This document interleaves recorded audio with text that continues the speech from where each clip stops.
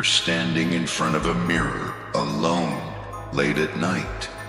The kind of night where the silence feels like it's watching you, where the ticking of the clock feels louder than your thoughts, and the shadows on the wall seem to whisper secrets you've long tried to forget. Your face stares back at you, not the one you show the world, not the polite, practiced smile, but the raw version, exhausted, hollowed, hardened. There's something in your eyes, something dark, something changed. You've become someone you swore you'd never be. Cold, calculated, detached. You don't flinch when people cry anymore. You don't chase after apologies or beg for understanding. You don't care about proving yourself to people who once made you feel invisible. But here's the real twist. Somewhere deep inside, it feels right. Like a strange kind of justice. Like the pain that once cracked your ribs has forged armor in its place. You remember who you used to be. Gentle, trusting, eager to please. You believed in second chances, in redemption, in kindness without condition. You forgave too fast, let people linger too long, and held on when they were already letting go. And they destroyed you for it. They mistook your kindness for weakness. Your vulnerability was seen as an opportunity. Your silence was permission. Your patience became their playground. And now they look at you differently. Some are afraid, others call you cold. A few whisper that you've changed, that you've lost yourself, that you're not the same anymore. They want an apology. They want the old version of you, the one they could manipulate, guilt, and use. But here you stand, no longer fragile, no longer soft in the wrong places. And the question echoes in your skull like thunder in a canyon. Why should I apologize for the monster I have become when you were the ones who fed it? You didn't wake up one day and decide to be cold. You were sculpted by betrayal, chiseled by loss, forged in the quiet agony of being misunderstood and undervalued. You didn't choose this evolution. It was born out of survival. Yet society, with its sugar-coated sermons and polished moralities, tells you, be the bigger person, let it go, stay soft. But what if softness was the lie that killed you the first time? What if the bigger person always dies first in the name of peace? What if survival sometimes demands cruelty? What if protecting your soul means letting parts of your innocence bleed out? What if you were never meant to stay pure in a world designed to corrupt the purest first? They ask you to apologize for the boundaries you now enforce like steel doors, for the silence you wield like a blade, for no longer being so available, so naive, so easily broken.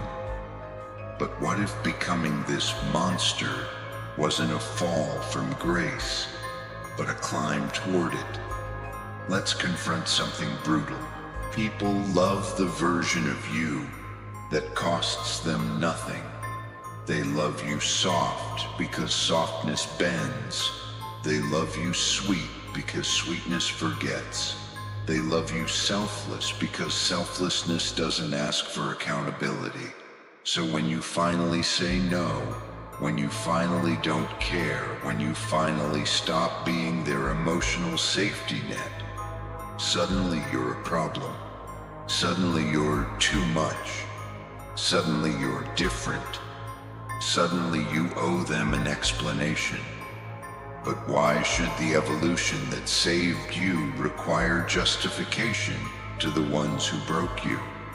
Do they apologize for the years you spent crying over things they'll never admit? Do they say sorry for the times they gaslighted your intuition into silence? For the times they painted you as the villain in a story where you were barely surviving? Number, they sleep just fine, and now you're the one they label toxic, for finally refusing to die on their battlefield. Here's the unsettling question. What if the monster is just you, finally unchained? What if it's not evil, but awakened? Not destructive, but precise? Not cruel, but just done? They say you've changed, and you have. But what if that change isn't a fall? What if it's a resurrection?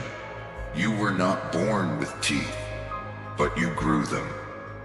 And now the ones who trained you to bleed are terrified you might finally bite back. So again, why should you apologize for the monster they created when it's the only reason you're still alive? And if the monster is what saved you, maybe it was never a monster at all. Now, let's go deeper. Let's dig into the roots beneath this transformation. Let's uncover the buried truths society avoids, the psychological and philosophical forces that led to this rebirth. What truly creates the monster, and why do they hate when it finally opens its eyes? What if the real tragedy is not that you became the monster, but that you had to? Let's not dress this in pleasantries. There is a wound beneath all of this. It is not the kind that bleeds, festers. It forms quietly over years, hidden behind smiles, behind your obedience, behind the way you lowered your voice. And every time you do it, every time you betray your own instincts to maintain the illusion of peace, a fracture forms inside you, tiny, invisible, until it isn't. Jung called this neglected part of the self the shadow, a buried aspect of who we are, made of everything we're taught to suppress: anger, rage, assertiveness, resistance, boundaries, indifference, pain. It waits and it watches, and eventually it demands to be heard. The monster you became may simply be the shadow unchained.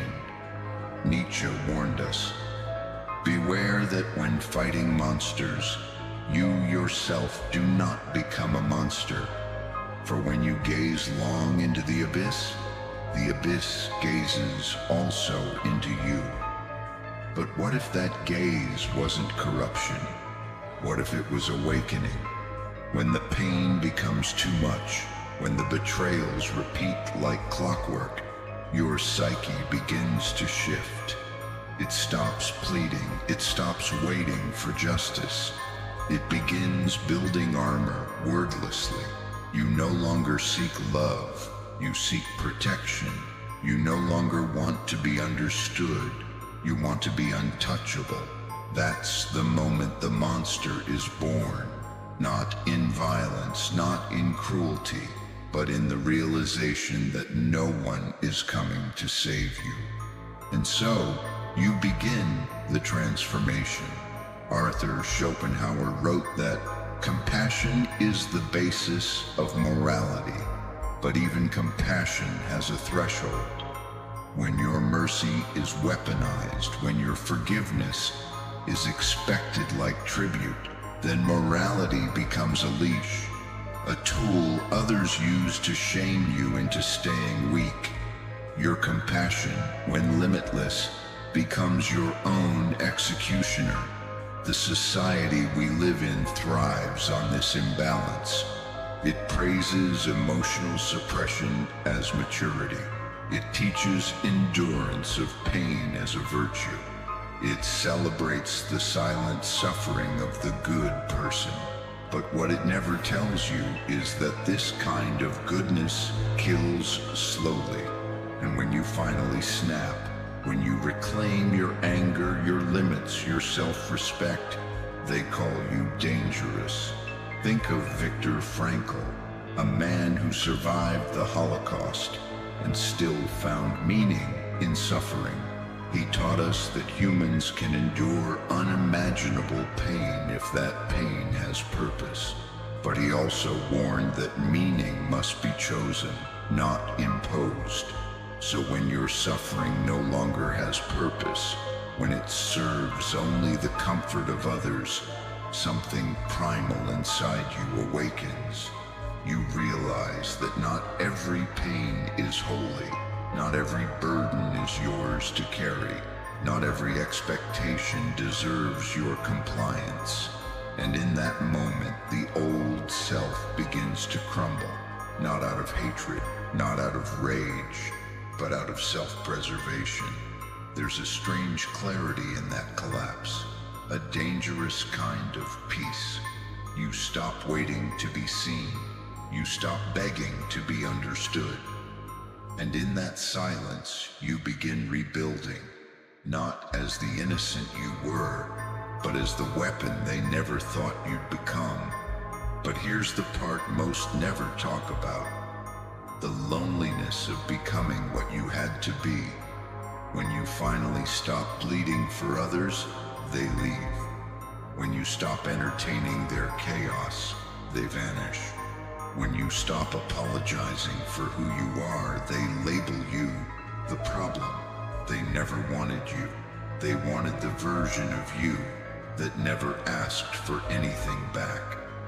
And when that version dies, they mourn it, not because it served you, but because it served them. So now you're left with this paradox. You became strong to survive, but that strength has cost you connection. You found peace through distance, but that distance has made you a stranger to yourself. And yet, despite it all, you don't want to go back. Because going back would mean sacrificing your dignity, your self-worth, your awakening. And once you've tasted what it means to be whole, you cannot unknow it. Even if it feels like exile, even if it feels like everyone else got the script but you, even if your new self terrifies the ones who used to love you, the world doesn't fear the monster because it's evil. The world fears the monster because it cannot be controlled. And so, you are left to ask, was this version of me born from hatred? Or was it born from finally loving myself enough to say, no more? And if that love takes a shape others don't recognize, if it looks like distance, silence, refusal, intensity, is it any less valid? Number, the monster was not born out of darkness. It was born from the light you were never allowed to express. But now, what are the consequences of this rebirth? You've survived, yes, but what has this survival cost you? What fractures remain within and without? Let's go further. Let's peel back the next layer. Let's examine the unseen consequences, the echoes this transformation leaves behind, not just in your world, but in your soul.